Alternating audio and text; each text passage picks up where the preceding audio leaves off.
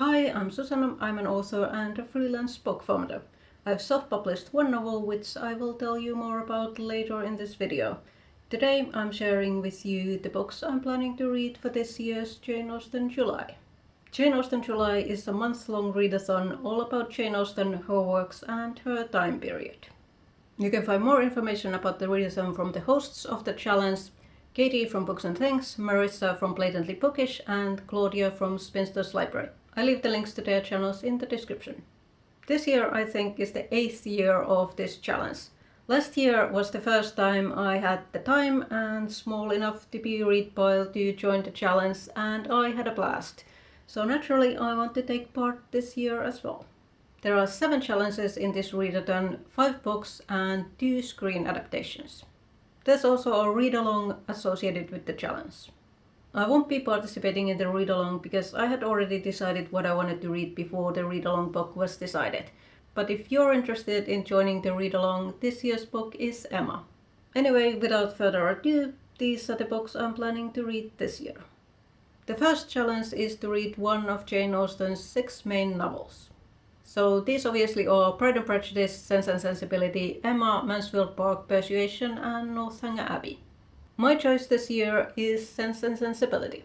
This is probably my least favorite of Austen's novels, but that's partly the reason why I want to read it. It's been several years since I last read it, and I want to see if my opinion of this book has changed. Who knows, maybe I realize that it's a hidden gem. Last year my choice for Jane Austen July was Pride and Prejudice, which is my favorite Jane Austen novel.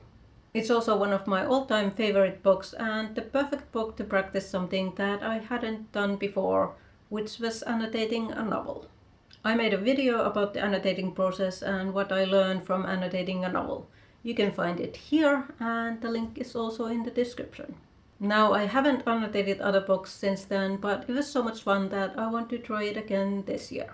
I hope that annotating will help me pick up new things to appreciate in Sense and Sensibility. For annotating reasons, I'll mostly be reading this Wordsworth edition that I picked up really cheap decades ago. I won't have to worry about ruining it with annotations. I also own a pretty penguin cloth-bound edition of Sense and Sensibility. I'll try to carefully read the introduction and the notes from this, hopefully without ruining the cover. The cover illustrations have an unfortunate tendency to rub off. The second challenge is to read a Jane Austen work that is not one of her 6 main novels. This can be her unfinished works, her juvenilia, or the works that she wrote between 11 and 17 years of age, or her letters. I read all of Jane Austen's juvenilia and Lady Susan last year, and it hasn't been many years since I read all of her letters. That leaves me with 2 of her unfinished novels, The Watsons and Thunderdon. I might read both, but if I'm short on time, I'll only read The Watsons. The third challenge is to read a nonfiction book about Jane Austen or her time. Now, there are tons of nonfiction books about Jane Austen and her works, as well as the Regency period in general. This year my choice is a book I've heard a lot of good things about: What Matters in Jane Austen by John Mullen. If I've understood correctly, this is a literary analysis of Austen's novels. Last year I read an Austen biography by one of my favorite historians, Lucy Worsley, Jane Austen at Home. I highly recommend this book if you're looking for an Austen biography. Worsley has also made a Jane Austen documentary, and I probably cannot resist the temptation of watching it yet again.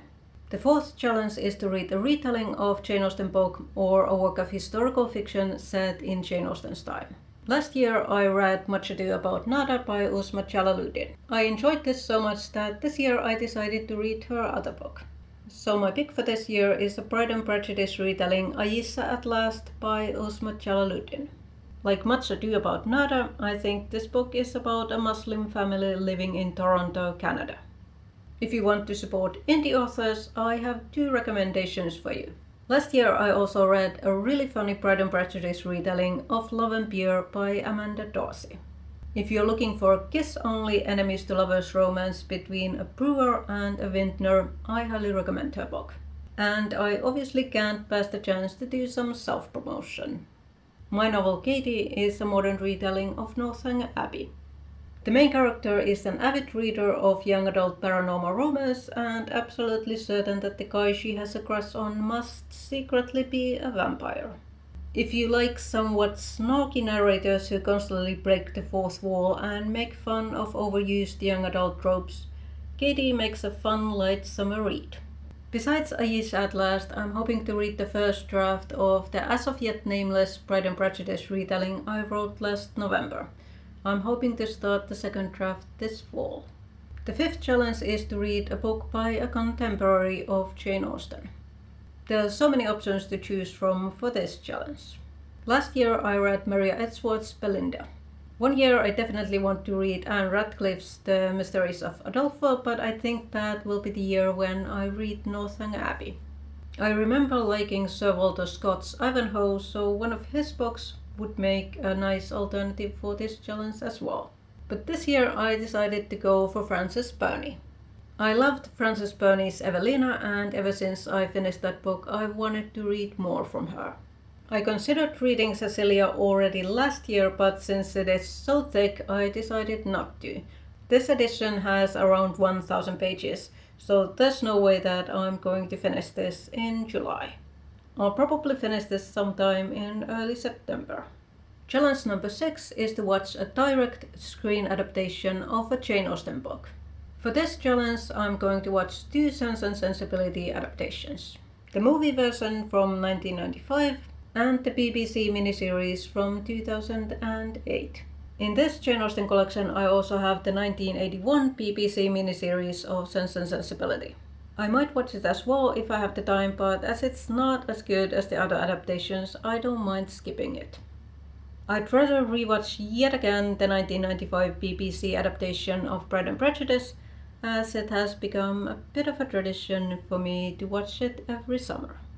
Challenge number 7 is to watch a modern screen adaptation of a Jane Austen book. I haven't decided yet which modern screen adaptation I want to watch. Last year I watched Clueless, which is always a great fun, so that might be an option. I might also see if I can get my hands on Pride and Prejudice, or I might finally watch the Lizzie Bennet Diaries. So those are my goals for Jane Austen July. Are you planning to participate, and if so, what are you going to read? Let me know in the comments and I'll see you in my next video.